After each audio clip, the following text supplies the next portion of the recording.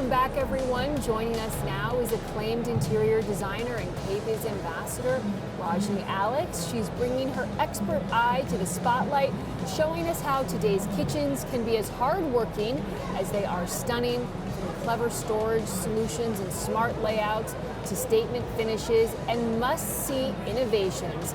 She's here to break it all down. Welcome. Hi, thank you for having me. Thank you for coming.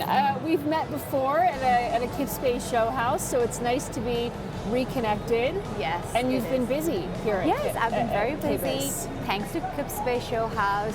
It's a great platform for designers, who kind of want that credibility. It's a great stamp of approval. Sure.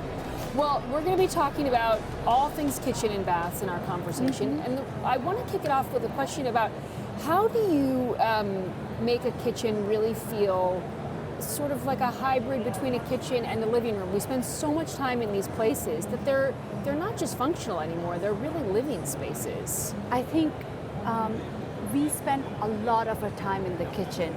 As with every passing day and technology, kitchen is becoming the heart of the house, and incorporating all the technologies that you have, whether it be a Samsung refrigerator that gives you everything on the screen, or the KitchenAid, oven that has the see-through camera, it just makes being in there and entertaining so easy. Can we look at some of these beautiful pictures, because they're really catching my eye? This is one of your client projects. Can you talk about what's going on here? So this is a kitchen that we did in New York, and I'm so proud of it because we were brought in to kind of update the kitchen. However, as you said earlier, we live in our kitchen nowadays. Right. So we wanted to move the kitchen from the small dingy kitchen to the family room, and we shifted the dynamic because you want the beautiful view. Sure. Why be stuck in a room that has no view? So we took this room with amazing view of the garden and made that into a kitchen, with the outdoors idea. being the focal point. That's very smart. And here, look at all this hidden swell. We'll come back to it, but this is a different kitchen? No, this is the same kitchen actually, and we had so much fun doing it because we really, most often you see countertops as backsplash, right? Here we had the beautiful nature as our backsplash. So we use that. And this is sort of a moody space. So this is actually a very moody powder room that we created in our office in Florida. It's beautiful. Thank you. I love this one too with those countertops. This is my pride and joy. This is a kitchen that we did for KBIS Showhouse in Palm Beach last year, together with Fabuwood, who did the cabinets, Cosentino, who provided us with a fabulous countertop, Jenner, they gave us the best of the best appliances. I couldn't be more proud of this kitchen. And when you start with a kitchen, do you think about countertops first? Do you think about it holistically? I try to think about it holistically, and I also want to move away from just the white and the grays. So going back to this particular kitchen, we did the burgundy, the KBIS one? Yeah, the KBIS kitchen. Let's pull kitchen. that up, Lily. We'll pull that up so you can talk about it. Yeah, so we did this burgundy color. So going back to what we think about, what inspires me is the backsplash that we had with the viola, and we got the color from that viola for our cabinetry, and then we combined that with Jenner's beautiful appliance that when you open it has this burlesque burgundy color interior, which was so much fun. Oh my gosh. Well, here it is. I mean, this is like a work of art. Thank you. What's your favorite part of it? So there's so many favorite parts. It's like asking your mother, what's your favorite child? I think I have to say, getting to play with color, and being able to do that strong red color was so much fun because it's jewel tones.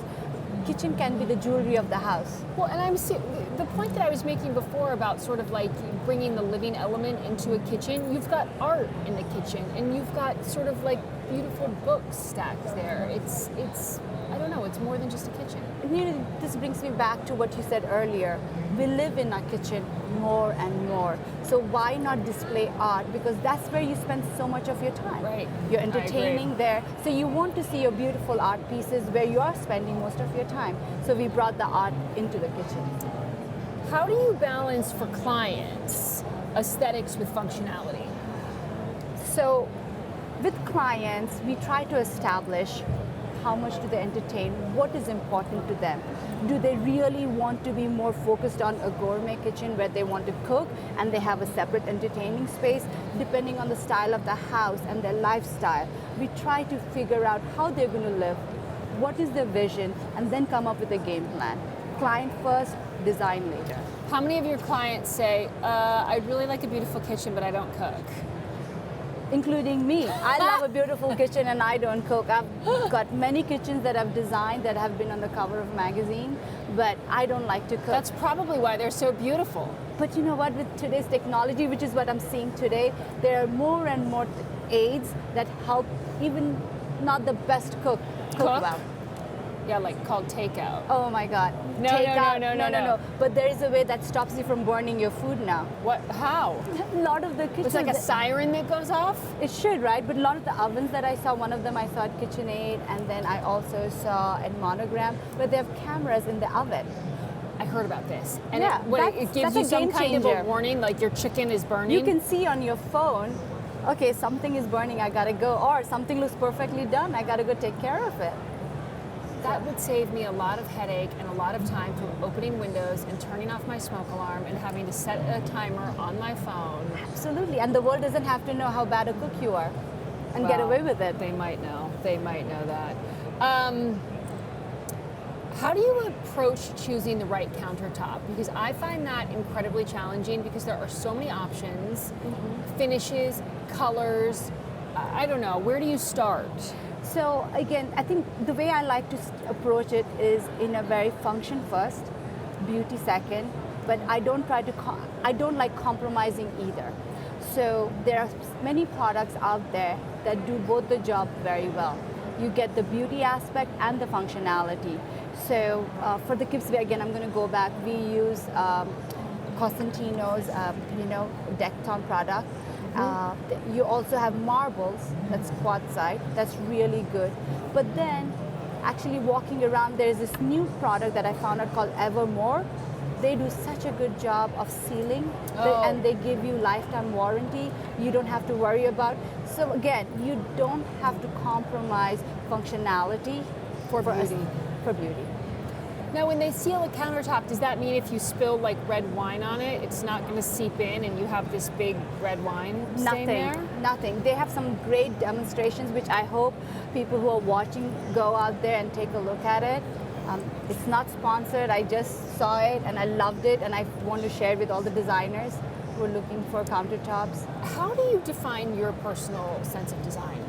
My personal sense of style would be something that's a little bit of glamour, a little bit of edginess, but timeless at the same time. Okay, so how do you execute that? How do I execute it? Yes. Well, I try to be very mindful of how much of each element I'm bringing in. I'm not going to bring too much brass. I'm not going to just go overboard with, marble everywhere. So if you choose some restraint and you approach it with clients, priority and beauty and functionality, I think you can create a timeless look. So it's sort of the same idea as before you leave the house, take off one piece of jewelry because maybe you've put on one too many pieces, the same way you can approach your house. Yes, edit, edit, edit. Edit. I like that idea. Before we leave, how do you see kitchen design evolving over the next few years, especially in terms of function and style? I think kitchen design is such an integral part of our lifestyle because that's where we spend most of our time when we are home. That's where we entertain. So as we see our everyday life evolving, people spending more and more time at home, they don't go out as much to eat, they rather invite people in, especially during COVID time. We saw that a lot. Yeah. So since COVID, we've had a lot of people entertaining in the house instead of going out to restaurants and things like that. So I really feel kitchen is such a big part of our lifestyle. Right, because as people are coming back into the home now and Yes. entertaining. So I think that becomes their pride and joy. So people spend a lot of, that's their investment. That's where they invest. And then there's also that other saying, when you invest in a kitchen, you see the return. Are you talking about you see the return in a sense of like while you're living there, you really utilize the space. Both But ways. also, when I think you go to it's sell a the house. multi-pronged approach. One, you use it, you you bring your friends, you show it off, but also has returns in terms of if you ever want to sell it, that's where you get the biggest bang So for it your sounds buck. like a win-win. Get the beautiful kitchen. Yes. You'll get a return on it when you sell it, and in the interim, you'll have a great time with family and friends. Exactly. You use it. Thank you It's a gift so, that keeps giving. Yeah, it's a great way of putting it. Rajni, thank you so much for stopping by. It was a pleasure talking with you. Thank you so much for having Of me. course.